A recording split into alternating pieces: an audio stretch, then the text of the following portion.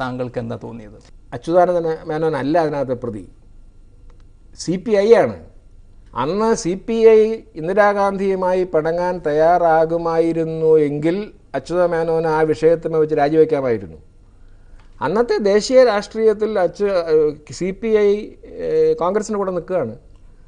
ഇവിടെ Karunakaran de facto chief മിനിസ്റ്ററായിട്ട് രാജ്യം ഭരിക്കുന്നു. അച്യുത മേനോൻ വിചാരിച്ചാൽ ഒരു ചുക്കും ചെയ്യാനൊക്കില്ല. അദ്ദേഹത്തിന് ആകെ ചെയ്യാൻ കഴിയുന്നത് രാജിവെച്ച് ഇറങ്ങാമെന്നുള്ളതാണ്. അതിന് പാർട്ടി സമ്മതിക്കുമോ? അതായിരുന്നു ആ മനുഷ്യൻ്റെ ധർമ്മസങ്കടം. അതുകൊണ്ട് അദ്ദേഹം ആ കുരിശ് നിശബ്ദമായി വഹിച്ചു. അതും അദ്ദേഹത്തിൻ്റെ മഹത്വത്തിന് തൂവൽ ചാർത്തുകയാണ്. അദ്ദേഹത്തിൻ്റെ മറ്റൊരു മഹത്വമായിട്ട് താങ്കൾ തന്നെ എടുത്തു കാട്ടിയിരുന്നത് പോലീസിനെ ഭരിക്കുന്നത് വലിയൊരു കാര്യമായിട്ട് അദ്ദേഹം കണ്ടിരുന്നില്ല എന്നാണ്. അങ്ങനെ കാണാതിരുന്ന മറ്റൊരു മുഖ്യമന്ത്രിയാണ് AK ആന്റണി. പക്ഷേ AK ആന്റണിയുടെ പോലീസ് നയത്തിന് താങ്കൾ എതിരായിരുന്നു. അതിലൊരു വൈരുദ്ധ്യമില്ലേ? അല്ല, അതിനതൊരു വൈരുദ്ധ്യവും ഇല്ല. അതിൻ്റെ കാരണം ആന്റണിയുടെ പോലീസ് നയത്തെ ഞാൻ അന്ന് വിമർശിക്കാൻ കാരണം, ആന്റണി എല്ലാ രാഷ്ട്രീയക്കാരും കള്ളന്മാരാണ് എന്നുള്ള ധാരണ ഉണ്ടാകത്തക്കവണ്ണമാണ് പോലീസുകാർക്ക് സ്വാതന്ത്ര്യം കൊടുത്തത്. അപ്പോൾ രാഷ്ട്രീയക്കാരുടെ സ്വാധീനത്തിന് പകരം പോലീസിലെ കറുത്ത ആടുകൾ കൈക്കൂലിക്ക് സ്വാതന്ത്ര്യം കിട്ടിയതുപോലെ ആയ അന്തരീക്ഷം അപ്പോഴാണ് വിമർശിക്കേണ്ടി വന്നത്. അച്യുതമേനോൻ്റെ കാലത്ത് അതുണ്ടായിരുന്നില്ല.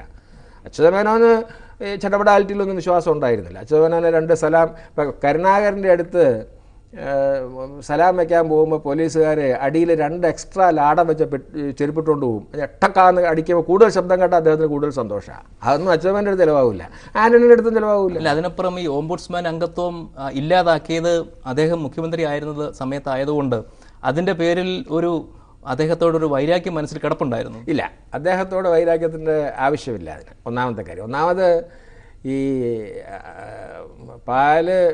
ഒരു ദിവസം പാല് വൈകിയാൽ കടിക്കുന്ന പാമ്പിനെ പോലെയല്ല ഞാൻ. ആന്റണിയും ഞാനുമായിട്ടുള്ള ബന്ധത്തിന് 1970-കൾ വരെയുള്ള പഴക്കമുണ്ട്. ആന്റണി ഇന്ദിരാഗാന്ധി വന്നപ്പോൾ കോഴിക്കോട്ട് പോകാതിരുന്നപ്പോൾ ഞാൻ ആന്റണിയോട് അന്ന് പറയുകയാണോ എഴുതുകയാണോ ചെയ്ത് ഞാൻ ഓർക്കുന്നില്ല, പറഞ്ഞതാണ്, യോഹന്നാൻ സ്നാപകൻ്റെ തല വെള്ളിത്താലത്തിൽ പോയ പോലെ പോകാതെ നോക്കിക്കൊള്ളണം പ്രസിഡന്റ് എന്ന്.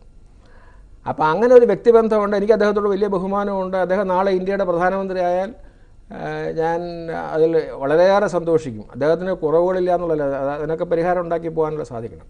അതുകൊണ്ടൊന്നുമില്ല. തന്നെയുമല്ല, ഓംബുഡ്സ്മാൻ പിരിച്ചുവിട്ട അദ്ദേഹമാണ്. ഓംബുഡ്സ്മാൻ പിരിച്ചുവിട്ടത് ആ ക്യാബിനറ്റ് യോഗത്തിൽ അദ്ദേഹം അധ്യക്ഷത വഹിച്ചു എന്നുള്ളത് ശരിയാണ്. പിണറായി വിജയൻ CPMൽ ആധുനികതയുടെ മുഖമാണ് എന്ന് താങ്കൾ ഒരിക്കൽ പറഞ്ഞിട്ടുണ്ട്. അതുപോലെ തന്നെ VS അച്യുതാനന്ദൻ കൃഷ്ണപിള്ളയെ പാമ്പ് കടിച്ച ആ സമയത്തെ മനോഭാവത്തിലാണ് എന്ന് താങ്കൾ കൂടെ പറഞ്ഞിട്ടുണ്ട്. പിണറായി വിജയൻ എല്ലായ്പ്പോഴും അങ്ങനെ ഒരു ആധുനികതയുടെ മുഖമാണോ? അല്ല, അത് അങ്ങനെ എടുത്ത് ക്രോസ് ചെയ്യേണ്ട ഒരു സ്റ്റേറ്റ്മെൻ്റ് അല്ല അത്.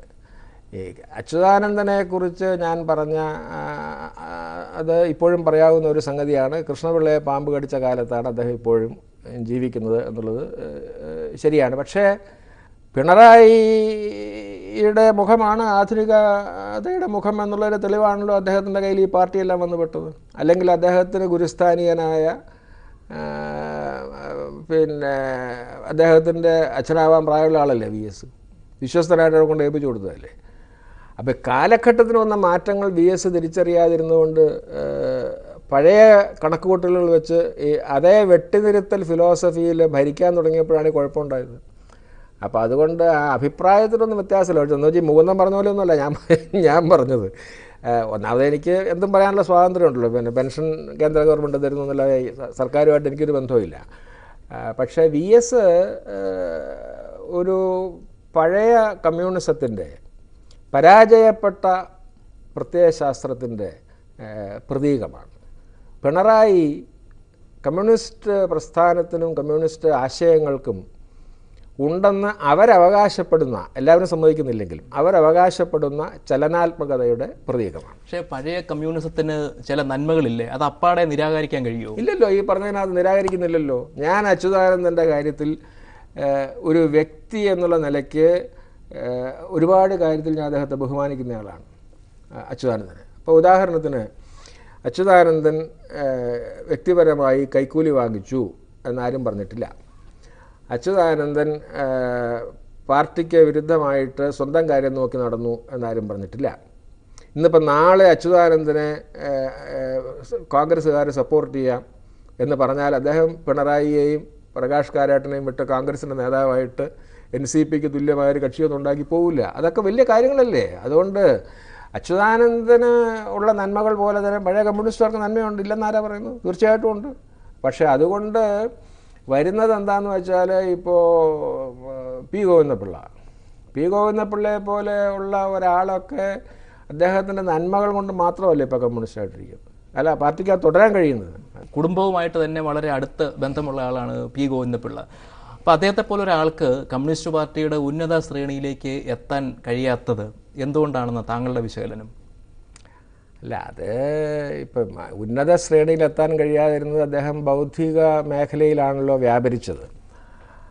അപ്പോൾ അദ്ദേഹത്തിന് പാർട്ടി സെക്രട്ടറി ഒന്നും ആവുക എന്നുള്ളത് അദ്ദേഹത്തിൻ്റെ ഒരു മുൻപിലുണ്ടായിരുന്ന വഴി ആയിരുന്നില്ല ഒരിക്കലും എന്നാണ് എനിക്ക് തോന്നുന്നത്. അതുകൊണ്ട് പാർട്ടി ഹൈറാർക്കിയിൽ കയറി പോകുക എന്നുള്ളൊരു രീതിയിൽ അദ്ദേഹം പ്രവർത്തിച്ചില്ല. അദ്ദേഹം വായനയും എഴുത്തും ഒക്കെ ആയിട്ട് നടന്ന ഒരാളാണ്.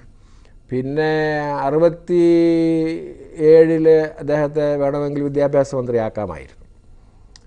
അപ്പോൾ അതൊക്കെ മന്ത്രിമാരൊക്കെ ആക്കുമ്പോൾ അതിനകത്ത് വേറെ ഒരുപാട് പരിഗണനകളൊക്കെ വരുമല്ലോ. ഓരോ ഇൻഡിവിജ്വലിൻ്റെ ഒരു വ്യക്തിയുടെ മാത്രം സാമർഥ്യവും പ്രാഗൽഭ്യവും എടുത്തുകൊണ്ടല്ലല്ലോ മന്ത്രിയാക്കുന്നത്. അവരുടേതായ കാരണങ്ങൾ ഉണ്ടാകുമായിരുന്നിരിക്കാം. പക്ഷേ പി ജിയുടെ ബലം പി ജിയുടെ ബുദ്ധിയാണ്. അത് പാർട്ടി ഉപയോഗിച്ചു. ഇപ്പോഴും